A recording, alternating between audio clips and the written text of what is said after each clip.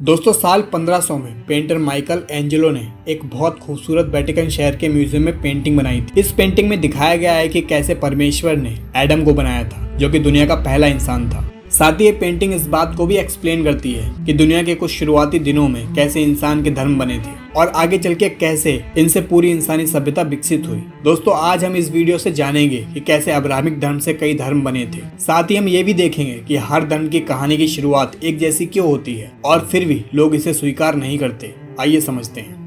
ये माइथोलॉजिकल कहानी हमें अब्राहमिक धर्म की शुरुआत में सुनने को मिलती है। कहा जाता है कि जब कुछ भी नहीं था तो परमेश्वर ने सबसे पहले एडम को बनाया, जिसे मुस्लिम धर्म में आदम कहा जाता है। जिसे बनाने के बाद उन्होंने उसे गार्डन ऑफ ईडन में रखा। इस गार्डन में 2 पेड़ भी लगे हुए थे। पहले पेड़ का नाम द ट्री ऑफ लाइफ था और दूसरे पेड़ का नाम the tree of knowledge of good and evil था, यानी एक ऐसा पेड़ जिसका फल खाने से सही और गलत की समझ आ जाएगी, पर उसे फॉलो नहीं कर पाओगे। परमेश्वर ने एडम को कहा था कि तुम यहाँ सब कुछ खा सकते हो, पर इस दूसरे वाले पेड़ का फल मत खाना। पर एडम अकेला था, तो परमेश्वर ने अलग अलग जानवरों और सभी जीवों को बनाया, पर एडम फिर भी अकेला था। तो एडम जब सो रहा था तो उसके शरीर की हड्डी से एक औरत को बनाया, जिसका नाम ईव था, जिसे कई जगहों पर एवा भी कहा जाता है और मुस्लिम धर्म में हवा कहा जाता है। एक दिन एक सांप ईव को फल खाने को मजबूर करता है, ये कह के कि परमेश्वर ने तुमसे झूठ कहा है, अगर तुम ये फल खाओगी तो तुम भी उसके बराबर हो जाओगी। उसके बाद ईव उस नॉलेज ट्री का फल खा लेती है और अपने पति एडम को भी खिला देती है। जब ये बात परमेश्वर को पता चलती है तो उन्हें बहुत गुस्सा आता है, जिसके बाद वो उन्हें श्राप देते हैं कि सांप हमेशा पेट के बल ही चलेगा। ईव को प्रेगनेंसी पेन झेलने का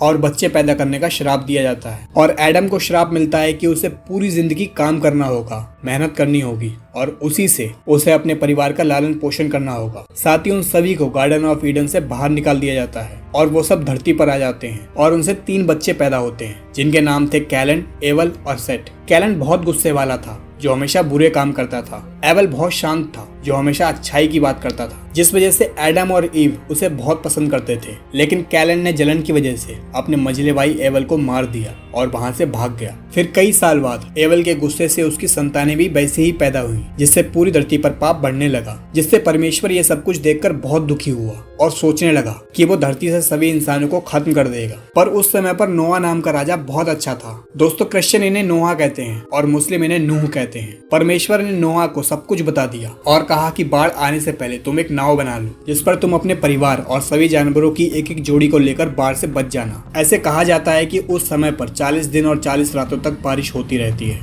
पूरी धरती पानी में समा जाती है, पर नोआ की आर्क बच जाती है और 150 दिन के बाद ये नाव अरारत नाम की पहाड़ी पर पहुंचती है। समय के साथ पानी का स्तर भी नीचे आता है और ये फिर से इंसानी सभ्यता को शुरू करते हैं। साथ ही नोआ परमेश्वर से वादा लेता है कि परमेश्वर दोबारा ऐसा कुछ नहीं करेंगे। दोस्तों थोड़ी देर के लिए अगर हम कहानी पर ध्यान दें तो ये पिछली हिंदू धर्म की कहानी से काफी मेल खाती है कि कैसे राजा मनु को मत्स्य अवतार ने बड़ी बाढ़ से बचाया था। अगर आपने पहले वीडियो को नहीं देखा है तो उसे जरूर देखें। खैर ऐसी ही कहानी ग्रीक मैथोलॉजी में भी कही जाती है कि कैसे लॉर्ड ज्यूस के गुस्से से एक बड़ी बाढ़ आई थी, जिसमें डिकैलियन के फादर प्रीमीथियस ने इन्हें बोट का आइडिया देकर बचा लिया था। इतना ही नहीं, मेसोपोटामिया के एंशिएंट स्क्रिप्चर में भी ऐसी ही कहानी मेंशन है, जिसमें उत्तनापिष्टम एक बड़ी नाव से अपने परिवार और जानवरों के एक एक जोड़ी को बचा लेते हैं। चलिए अब अपनी कहानी पर वापस आते हैं। फिर कई साल बाद इसी परिवार में अब्राहिम जन्म लेते हैं। यहाँ से दोस्तों 3 धर्मों का सफर शुरू होता है। दोस्तों यहाँ एक और मैं आपको माइथोलॉजिकल कहानी सुनाना चाहूंगा। असल में उस समय अब्राहिम के पिता 13 मूर्ति को पूजते थे और खुद भी मूर्ति भी बनाते थे।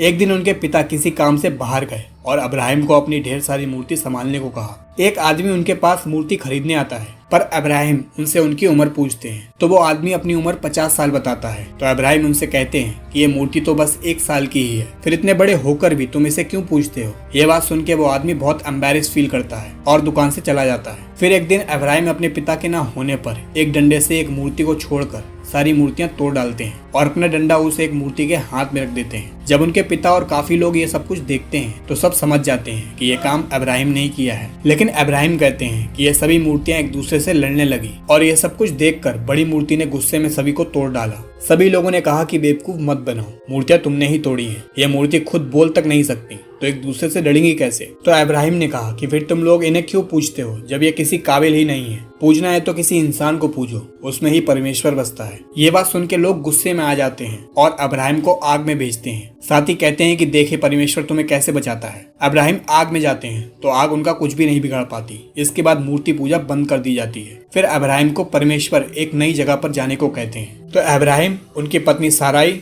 और उनका एक रिश्तेदार लॉट एक नई जगह की खोज पर निकलते हैं और कनान पहुंचते हैं। इब्राहिम से परमेश्वर एक वादा लेता है कि इब्राहिम बहुत से देशों के पिता रहेंगे, जिसके बदले में वो पूरी जमीन कनान को दे देते हैं। और ये आज पूरा एरिया इजिप्ट की वादी से लेकर यूफ्रेटस नदी तक जाता है। दोस्तों, अब एक डायग्राम से समझते हैं। जब कुछ भी नहीं था तो नथिंगनेस यानी परमेश्वर ने एडम को बनाया और उसके ही शरीर के हिस्से से ईव बनी। इन दोनों से 3 बच्चे पैदा हुए और इनके ही वंश में नोआ हुए। कई साल बाद लगभग 2166 BCE में इब्राहिम ने जन्म लिया, जिनकी पत्नियों से इस्माइल और आइजैक हुए। इस्माइल के वंश में प्रॉफिट मोहम्मद पैदा हुए, जिन्होंने इस्लाम धर्म की शुरुआत की। और आइजैक के वंश में जैकब के लड़के याकूब से जुडिज्म और मूसा से ज्यूइश धर्म बना। ज्यूइश धर्म में ही जीसस ने जन्म लिया था, जिससे एक नए तीसरे क्रिश्चियन धर्म की शुरुआत हुई थी। अगर पहले इस्लाम धर्म की बात करें तो इस्माइल के परिवार से एक कुरैश ट्राइब बनी, जो 600 AD में सऊदी अरेबिया के इस एरिया में रहते थे। उस समय सभी अलग अलग देवी देवता की मूर्ति बनाकर पूजा करते थे, जिनका भगवान हवल था, जिनकी मूर्ति को प्रॉफिट मोहम्मद ने 630 AD में तोड़ दिया था। बचपन से ही मोहम्मद बहुत अलग थे। उन्होंने माउंट हीरा, जो मक्का के पास था, वहाँ उन्होंने जिब्रा नाम के एंजल से ज्ञान लिया था और इसके बाद वो अपनी फिलॉसफीज लोगों को बताने लगे। फिर प्रॉफिट मोहम्मद खदीजा नाम की विडो औरत के घर में काम करने लगे, जो बाद में इनकी पत्नी भी बनी। और इनके पिता अबू बकर इनके सबसे पहले फॉलोअर बने थे। कुछ टाइम के बाद इनके प्रचार से कुछ फॉलोअर्स बनने लगे, पर कुरैश कबीले के लीडर्स इनसे नाराज हुए और इन्हें अपना कबीला छोड़कर मदीना जाना पड़ा। आज मक्का से मदीना के सफर को हिजरा कहा जाता है। कुछ समय के बाद करीब 630 AD में सभी ने इनकी फिलॉसफीज को एक्सेप्ट किया और इस्लाम धर्म की स्थापना हुई। फिर अपने घोड़े बुराक पर बैठकर ये मक्का से जेरूसलम पहुंचे। वहां उन्होंने पहले गैब्रियल एंजल से प्रेयर करी, जहां आज अलक्सा मस्जिद बनी हुई है। और फिर एक पत्थर पर पैर रखकर जन्नत में जाकर परमेश्वर या कहें अल्लाह के दर्शन किए, जहां आज टेम्पल ऑफ माउंट बना हुआ है। 632 AD में प्रॉफिट मोहम्मद की डेथ हो गई। उसके बाद कोई भी प्रॉफिट नहीं बना, पर इस्लामिक धर्म में खलीफा का कॉन्सेप्ट सामने रखा गया, जिसमें कुछ लोगों का मानना था कि इनके ससुर अबू बकर को पहले खलीफा का दर्जा देना चाहिए और कुछ लोगों का मानना था कि प्रॉफिट मोहम्मद का पहला खलीफा उनके खून के रिश्ते का ही होना चाहिए, जो सिर्फ थे अली अल तालिब, जो उनके भतीजे थे। ऐसे रशीदुन कैलिफेट के अकॉर्डिंग टोटल 4 खलीफा हुए, जिसमें पहले अबू बकर, उमर, उस्मान और अली।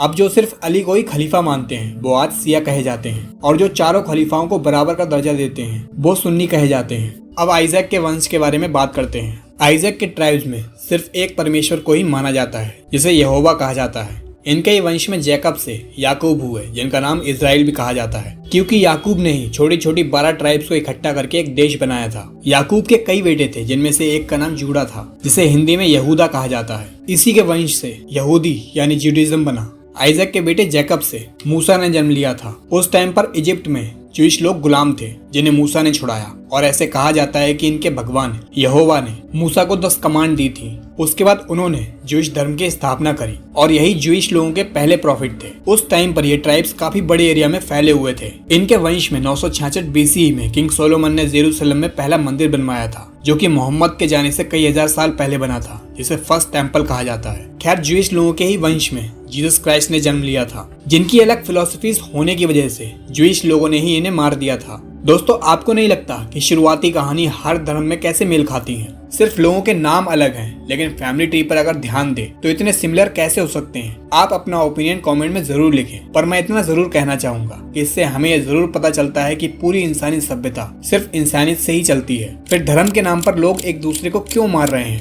ये समझना बहुत मुश्किल है। बड़ा कौन है, छोटा कौन है, इसी घमंड में अपने धर्म की महानता को साबित करने की कोशिश करते रहते हैं। अगर आपको मेरी बताई बातों पर विश्वास ना हो तो मैंने डिस्क्रिप्शन में लिंक डाल दिए हैं, इन्हें जरूर पढ़ें। और दोस्तों, इस पर जरूर ध्यान दें कि शुरुआत कैसे हुई, इस पर लड़ने की वजह आप ये जरूर सोचें कि हमारा अंत कहीं हमारे हाथों से ना हो जाए। वीडियो पसंद आई हो तो वीडियो को लाइक करें और पिछली वीडियो को जरूर देखें, और ऐसी इंटरेस्टिंग वीडियोस को देखने के लिए चैनल को सब्सक्राइब जरूर कर लें। मिलते हैं नेक्स्ट वीडियो में।